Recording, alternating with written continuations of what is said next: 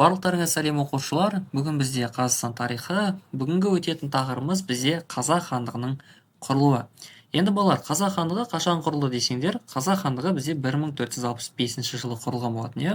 Яғни бізде ұбт-да сұрақ бар, Қазақ ханы қашан құрылды деген. Бұл 1465 жылы. Ал оның негізін қалаған сұлтандар кімдер десеңдер, ол бізде Керей мен Жәнібек сұлтандар негізін қалаған болатын. Енді балалар, бүгінгі сабақта не етесіз? Бүгінгі сабақта біз сендермен осы ұлы далада қазақ хандығының құрылуының алғы шарттары мен барысын және оның тарихи маңызын айтатын боламыз. Сонымен қатар осы қазақ хандары саясатының қандай негізгі бағытта жүрді, сол туралы анықтайтын боламыз. Сонымен қатар осы қазақ хандығының құрылуы туралы основном деректер беретін бұл бізде Мұхаммед Хайдар Дулати. Сол Мұхаммед Хайдар Дулатидің тарихи Рашиди еңбегімен танысасыңдар. Түсіндер ғой да? Яғни бізде ұбт-да сұрақ бар, Мұхаммед Хайдар Дулатидің еңбегі қандай десе, бұл бізде тарихи Рашиди. Түсіндер ғой? Осы тарихи Рашидиде осы қазақ хандығының құрылуы туралы основном бүкіл деректер осы еңбекте жазылған. Түсіндер ғой?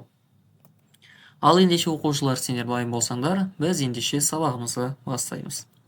Енді балалар, бізде қазақ хандығының жалпы құрылуының алғы шарттары.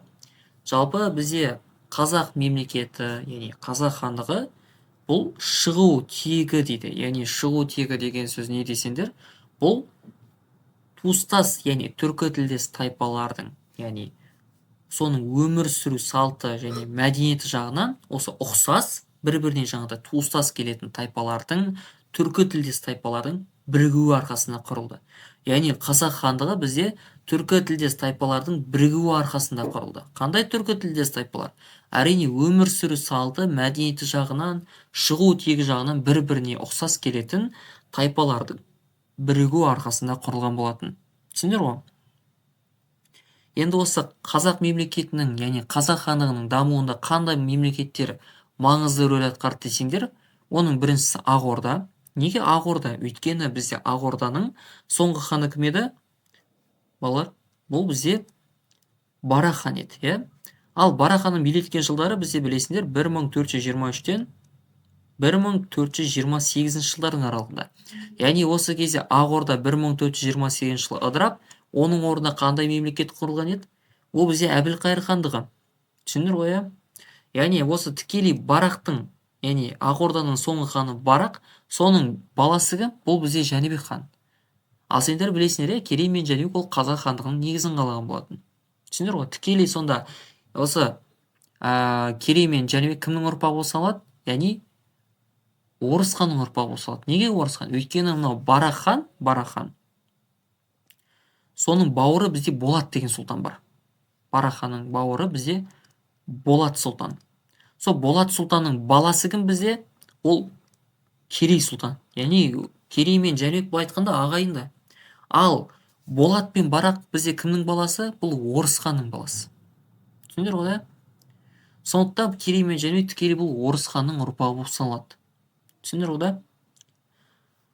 Одан кейінгі мемлекет бізде бұл Моғолстан. Яғни және Ноғай ордасы. Осы мемлекеттер қазақ хандығының әрі қарай құрылып дамуында үлкен бір маңызды кезең болып саналады. Түсіндіңдер ғой? Яғни осы аталып отырған мемлекеттерде бізде ұлыстық жүйе, одан кейін хандық билік, қарулы күштерді құру мәселесі, сонымен қатар салық жүйесі, салық деген налог қой, оның барлығы осы ортақ болды. Яғни система ортақ, барлығында система бірдей болды деген сияқты. Түсіндіңдер ғой? Енді осы қазақ ханның құрылуы, бұл осы 15-ші ғасырдың екінші жартысында бізде құлдырауды бастан кешіріп жатқан екі мемлекет, яғни құлдырауды деген сөз бұл бізде әлсіреп құлайын деп жатқан екі мемлекет болды. Бұл Әбілқайыр хандығы мен Моғолстанның ішкі саяси жағдайымен байланысты болды. Неге? Өйткені балалар білесіңдер ғой, 1457 жылы Әбілқайыр хандығында бізде білесіңдер ғой, Әбілқайыр хан ойраттармен шайқасады. Бұл 1457 жылы. Бұл шайқас бізде Сығанақ түбінде шайқас деп аталады. Сонда ұбт-да сұрақ бар, Сығанақ түбінде шайқас қашан болды десе, Сығанақ түбіндегі шайқас бізде 1457 жылы болды. Сол кезде Әбілқайыр хандығы жаңағыдай әлсіреп қалады содан кейін. Содан бізде Керей мен Жәнібек не істейді? Әбілқайыр хандығынан бөлім шығып кетеді. Яғни бізде Керей мен Жәнібек бұл осы қазақ хандығы құрылмай тұрып, бұл Әбілқайыр хандығының құрамында болған еді. түсіндіңдер ғой? Содан бөлініп қайда барады бізде? Бұл Моғолстанға барады. түсіндіңдер ғой? Сол Моғолстанның сол үшін ішкі саяси жағдаймен байланысты болды осы екі мемлекетпен. Енді осы қазақ мемлекетінің құрылуын жаңа айттық сендерге. Әрине бұл Керей мен Жәнібек сұлтандардың несімен байланысты. Яғни бұл осы кезде бұлардың жаңа хандықтың, яғни жаңа мемлекеттің іргесін бекіту жолындағы күресі бұл рулық ақсүйек қауымның да дейді қатардағы көшпелілер мен егіншілердің де мүдделеріне сәйкес келді. Яғни бұны қарапайым тілмен айтатын болсақ, бұлардың қазақ хандығын құру идеясы тек қана бұл Керей мен Жәнібектің ғана идеясы болған жоқ та. Бұл бүкіл халықтың идеясы болды. Яғни бүкіл анау рудың, қатардағы анау көшпелілер, егіншілердің де идеясы. Давайте не істейміз, бөлініп өзіміз жеке мемлекет болайық деді. Сөйтіп осы кезде Керей мен Жәнібек не істейді? Олардан бөлініп шығып, былай айтқанда халықтың дербес мемлекет құруға ұмтылысын біледі. түсіндіңдер ғой да? Яғни осындай жағдай бұл қазақ мемлекеттілігін қалыптастырудың нақты бір себебі болды. Осы кезде қазақ хандығының бір құрылуының нақты себебі осы болды. Өйткені халықтың өзі өздерінің мемлекетін болған қалады осы кезде. Әрине бұл қазақ хандығы. Енді балалар, қазақ мемлекетінің құрылу үдерісі қалай болады? Қалай құрылады бізде қазақ хандығы? Жалпы Керей мен Жәнібек Әбілқайыр хандығы әлсіреген кезде көшпелі өзектер мемлекетінен көшіп кетеді. Яғни көшпелі өзектер мемлекеті деген сөз бұл бізде қазіргі Әбілқайыр хандығы. түсіндіңдер ғой? Яғни осы кезде бұл Керей мен Жәнібек Әбілқайыр ханның құрамында еді ғой. Как раз сол кезде Әбілқайыр хандығы әлсіреп жатқан уақытта Керей мен Жәнібек көшіп кетеді олардан. түсіндіңдер ме? Яғни бұл деген сөз сұлтандардың қарсылығының бір түрі еді. Яғни билеушіге қарсы шығу деген сөз. Ал ол кезде билеуші кім? Әрине Әбілқайырдың өзі. Енді осы кезде хандық билік, мысалға айтатын болса, дала ақсүйек қауымының мүдделеріне қарсы келіп, немесе оның құқықтарын шектеген кезде, осыға кезде бағыншылар, яғни ханға бағыншылар билеушін тастап кетіп қалады. түсіндіңдер ғой да? Яғни Керей мен Жәнібек енді Әбілқайыр ханның құрамында болғаннан кейін енді оған бағынатын еді ғой. Ал егер енді Әбілқайыр хан Керей мен Жәнібектің құқықтарын шектесе, олардың жаңағыдай оларға біршама қысым көрсететін болса, алады да Керей мен Жәнібек не істеді? Оны тастап кетіп қалды. Қайда? Жаңағы Моғолстанға кетіп қалды, көшіп кетті өздері. Яғни осы кезде хандық билік, яғни осы жаңа айтып тұр міне, дала ақсүйек қауымы дейді. Яғни Керей мен Жәнібек енді ақсүйек қой, өйткені олар төренің ұрпағы. Сол ақсүйек қауымның мүдделеріне сәйкес келмесе, яғни мнениелеріне сәйкес келмейтін болса, хандық билік, яғни хан былай айтқанда өзінің саясаты өзінің мемлекетіндегі ақсүйектерімен келісе алмайтын болса, немесе оның құқықтарын шектейтін болса, біршама қысым көрсететін болса, оған бағыншылар, яғни Керей мен Жәнібек билеушісін, яғни Әбілқайыр тастап кетеді. Көрдіңдер ме? Бізде заң солай болған көшпелілерде. Әрине бұл енді көп жағдайда өз мемлекеттерінен көшіп кетуге түрлі себептер болады. Мысалы, өзара қырқыстар, басшының жағымсыз қасиеттері, немесе билеушінің кек алу қаупі деген сияқты, тағы да басқа сол секілді нәрселер әсер етеді. Енді бізге бұлардың көшіп кетуінің үлкен бір себебі бұл Әбілқайыр хан билігінің құлдырауы. Яғни Әбілқайыр хан билігі әлсіреп қалды. Сол кезде Керей мен Жәнібек көшіп кетті. Ал олардың көшіп кетуіне, осы Әбілқайыр хандығының жаңағыдай құлдырауына не себеп болды? Енді балалар, сендер жаңа айттым ғой, 1457 жылы Сығанақ маңында Әбілқайыр ойраттардан жеңіледі. Яғни ойраттар деген кімдер десеңдер, бұл ойраттар деген жоңғарлар, кәдімгі. Жоңғар, ойрат, қалмақ үшеуі бір халық. Бас әр кезде әртүрлі айтылады деген сияқты. Яғни осы 1457 жылы Сығанақ түбінде шайқаста Әбілқайыр бұл ойраттардан жеңіліп қалады. Ал осы кезде ойраттардың басшысы бұл Үзтемір Тайшы. Сол Үзтемір Тайшыдан жеңіледі Әбілқайыр. Сол жеңілгеннен кейін бұл Үзтемір Тайшымен позорный келісімге қол қояды ғой. Кәдімгіше, позорный келісімге, ұят келісімге қол қояды. Сөйтеді, осы кезде Әбілқайырдың беделі, былай айтқанда авторитеті түсіп кетеді. Бүкіл халықтың алдында авторитет жоқ болып кетеді. Түсіндіңдер ғой? Сөйтіп осы кезеңде не істейді? Әрине хан, жаңағы Әбілқайыр хан ойраттарын басып кірген жерлерін енді қайтадан қалпына келтіру керек қой, енді қирап қалды көп жерлер. Солар қалпына келтіру үшін алым-салықты көтереді. Яғни кәдімгі халыққа салынатын салықты көтереді. Сөйтіп әрине бұл нәрсе қол астындағы халықтардың қарсылығын тудырады ғой, яғни халық наразы болады бұған. Сөйтіп әрине бұл нәрсе неге алып келеді? Әрине түптің-түбі мемлекеттің құлауына алып келеді деген сияқты. Түсіндіңдер ғой? Енді осы кезде ханның саясатына қарсы жаңағыдай ру тайпалардың барлығы қарсы шығады. Сол кезде ру тайпалардың басына кімдер тұрды десеңдер, бұл өзіміздің Керей мен Жәнібек тұрды осы кезде. Сөйтіп осы кезде Керей мен Жәнібек шешім қабылдайды. Бұлар батыс жетісуға көшеміз дейді. Яғни Моғолстанның территориясына. Сөйтіп халықтың басым бөлігі Керей мен Жәнібекпен бірге батыс жетісуға қарай көшіп кетеді.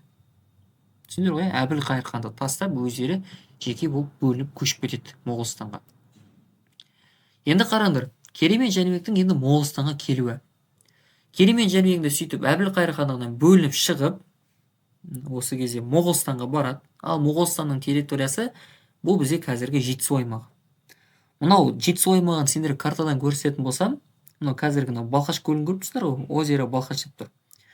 Соның оңтүстік бөлігінің барлығы, мынау Алматы, Талдықорған, шығыстың бір бөлігі бұл бізде Жетісу аймағы. Вот міне осы жер. Осы Жетісу аймағына қарай көшіп келеді. Сол кезде Моғолстанның территориясы ғой енді ол. Сол кезде Моғолстанның билеушісі кім? Бұл Есенбұға. Бірақ енді Есенбұға бұл Керей мен Жәнібекке достық көзқарас танытады. Яғни оларды қуана қарсы алады. Енді бұлардың жаңағы Есенбұғаны қуана қарсы алып, достық көзқарасының себептері, біріншіден, Есенбұғаның сол кезде солтүстік көршілерінің жылжуына қарсы тұрарлықтай мүмкіндігі болмады дейді. Яғни солтүстік көршілер деген сөз, мына Қазақстанның мына аймақтарының барлығы бізде бұл Әбілқайыр хандығының территориясы еді. Сол Әбілқайыр хандығына қарсы бір тұратындай бір күші болған жоқ Моғолстанның. Яғни Есенбұғаның айтарлықтай бір күші болмады ол кезде.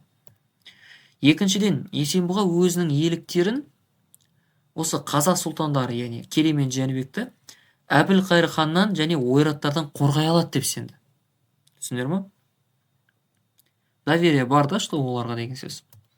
Үшіншіден, Есенбұға өз билігін нығайту мақсатында Керей мен Жәнібектің келуін жақсы жаққа жориды ғой. Осы екеуі келсе бір жақсы болып кететін сияқты деген сияқты. Түсіндіңдер ғой? Сөйтіп Есенбұға не істейді? Бұл мәртебелі ханзадаларды, яғни Керей мен Жәнібекті игі ниетпен, құрметпен қарсы алып, оларға Моғолстанның батыс бөлігін береді. Яғни Шу мен Талас өзендері. Яғни Шу мен Талас өзендері сөз міне. Мына аймақтың барлығын кімге береді? Керей мен Жәнібекке бөліп береді осы жерлерді. Түсіндіңдер ғой?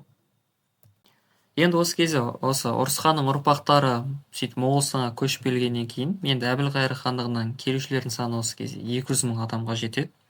Яғни Керей мен Жәнібектің артынан осы Моғолстанға бізде 200 мың адам көшіп келген болатын. Енді осы Керей мен Жәнібектің жаңадан келгендер есебінен күшеюі, бұл осы Моғолстанның әлсіреуі, одан кейін осы 15 ғасырдың ортасында ойраттардың тегеруін тежеу, яғни былай айтқанда ойраттардың шабуылын тежеу үшін бұл қазақ сұлтандары не істейді? Өз мемлекетін құру міндетін қояды алдына. Яғни айтады, мынаяқта Моғолстан әлсіреп жатыр, мынаяқтан ойраттар шабуыл жатыр. Енді не істеу керек дейді? Давай лучше өз мемлекетімізді құрайық дейді. Сөйтіп бізде Шу мен Талас алқаптарында 1465 жылы бізде қазақ хандығы құрылған болатын. Түсіндіңдер ғой? Яғни оның алғашқы ханы Керей, ал оның ордасы Қозыбасы өңірі болады. Яғни астанасы Қозыбасы өңірі. Енді осы нәрсені бізде қай жерден білеміз? Кім айтты бұл туралы десеңдер? Бұл туралы бізде Мұхаммед Хайдар Дулати айтады. Ал жаңа сендер білесіңдер, Мұхаммед Хайдар Дулатидің еңбегі бұл бізде тарихи Рашиди болады. Түсіндіңдер ғой да?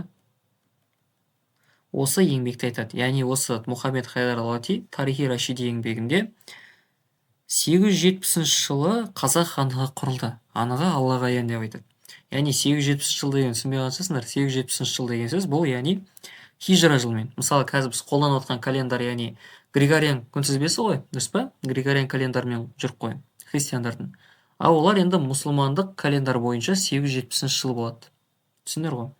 Яғни 870 жылы қазақ ханы құрылды, анығы Аллаға аян. Яғни 870 егер Григориан календарын айналдыратын болсақ, 1465 жыл шығады. Түсіндіңдер ғой? Ал осы Мұхаммед Хайдар Дулатидің тарихи Рашиди еңбегі қазақ хандығының құрылуы, одан кейін оның әрі қарай дамуы туралы көптеген мәліметтер береді. Ал осы тарихи Рашиди қай тілде жазылды деген сұрақ бар ұбт-да, бұл бізде парсы тілінде жазылған болатын. Түсіндіңдер ме? Ал енді осы балалар, бізде қазақ хандығының құрылуына 2015 жылы қазақ хандығының 550 жылдығы атап өтілген болатын. Яғни ұбт-да сұрақ бар, қазақ хандығының 550 жылдығы қашан атап өтілді десе, ол бізде 2015 жылы.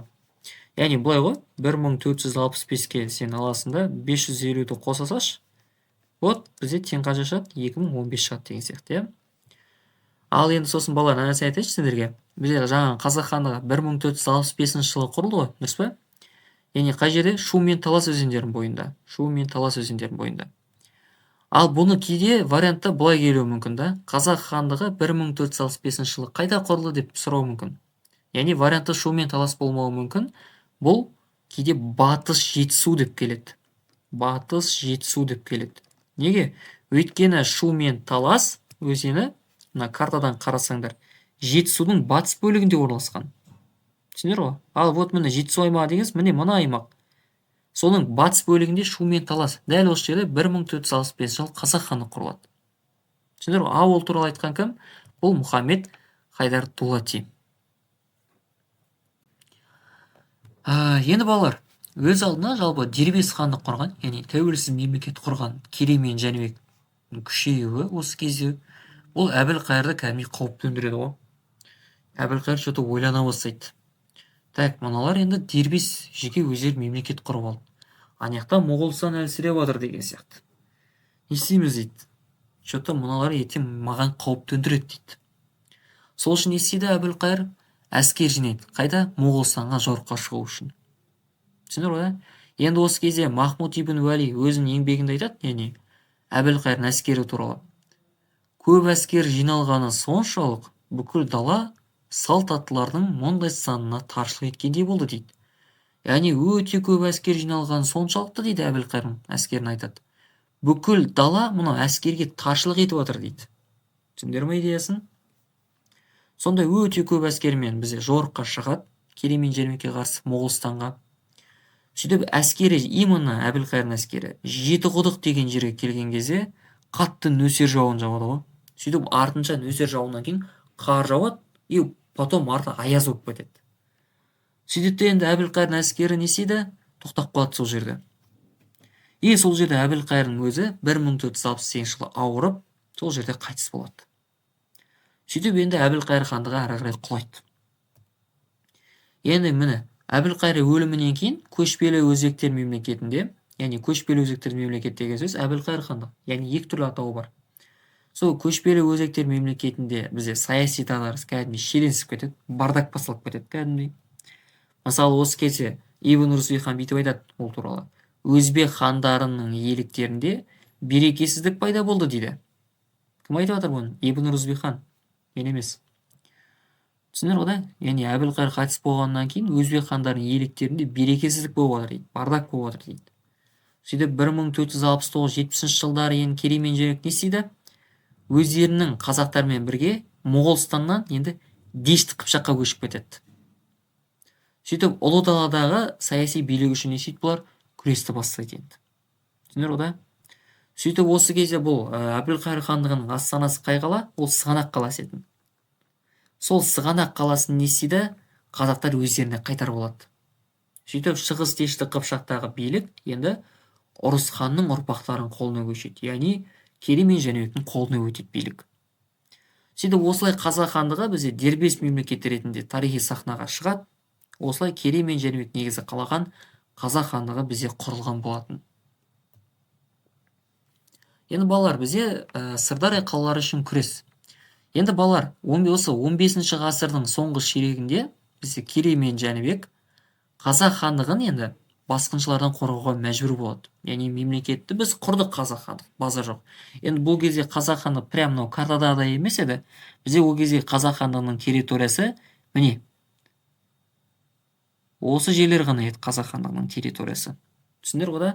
Бірақ бұл кезде мынау Сырдария бойында қалалар деген сөз, мынау Сырдария қалалары үшін күрес. Неге Сырдария бойында қалалар? Өйткені бізде Сырдария бойында андай өте мықты қалалар орналасқан еді. Яғни Түркістан, Сығанақ, Сауран деген сияқты, жаңағыдай Сайрам деген сияқты. Бұның бәрі мықты дамыған қалалар болды. Яғни ол жерде әрине бүкіл қызығады осы жерге деген сияқты. Енді бұл кезде Сырдарияның басым көпшілігі қазақтардың қолында болған жоқ. Ол кезде тек қана бізде сығанақ қана болды. Мына жерлер ғана болды. Ал кейбір қалалар әр кезде Әбілқайыр ханның құрамында болды. Яғни Шайбанидың қолында болды. Қазір оны түсіндіремін сендерге. Енді осы кезде сол қазақтар 15 ғасырдың соңғы ширегінде, шамамен 1480 жылдары, олар енді сыртқы басқыншылардан қорғау керек территорияны. Яғни сыртқы басқыншылар деген сөз, яғни көрші мемлекеттердің шапқыншылығынан. Мысалы, бұлар ойраттардың шапқыншылығына қарсы тойтарыс береді. Одан кейін Сырдария бойында қалалар үшін бұлар Мұхаммед Шайбанимен күрес жүргізеді. Мұхаммед Шайбани кім десеңдер? Мұхаммед Шайбани бұл анау Әбілқайыр хандығындағы Әбілқайырдың немересі. Ол осы анау атасын билігін қалпына келтірейін деп қазақтарға қарсы бірнеше рет соғыс жүргізеді. А ол не үшін? Осы Сырдария бойында қалар керек. Түсіндіңдер ғой, да? Одан кейін Маңғыт әмірлерімен, одан кейін Орта Азиялық билеушілермен күрес жүргізеді осы қалалар үшін. Түсіндіңдер ғой?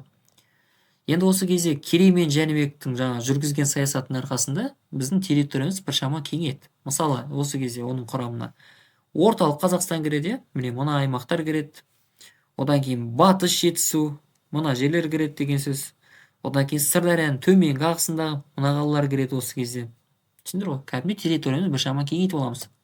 Бірақ бәрібір ары қарай мықты мемлекет құру үшін бізге мына Сырдария бойындағы қалалардың бәрі керек. Неге? Өйткені бұл аумақтың экономикалық және стратегиялық маңызы зор.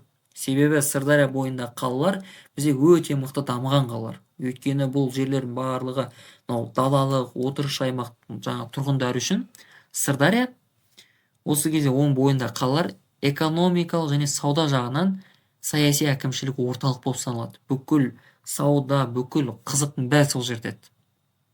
Түсіндіңдер ғой? Даже көшпелілер үшін бұл Сырдария бойындағы жерлер қысқы жайылым ретінде де қажет болды. Сол үшін барлығы осы жерлерге қызықты. Ойраттар да, Мұхаммед Шайбани да, Моғолстан да, тіпті маңғыттар да осы Сырдария бойында қаларға қызыққан. А біздің қазақтарға да тоже осы нәрсе керек болды. Сол үшін біз әрі қарай осы сыр бойында қалалар үшін күресте Мұхаммед Шайбанимен күресеміз. Оны бірақ біз келесі сабақта айтатын боламыз.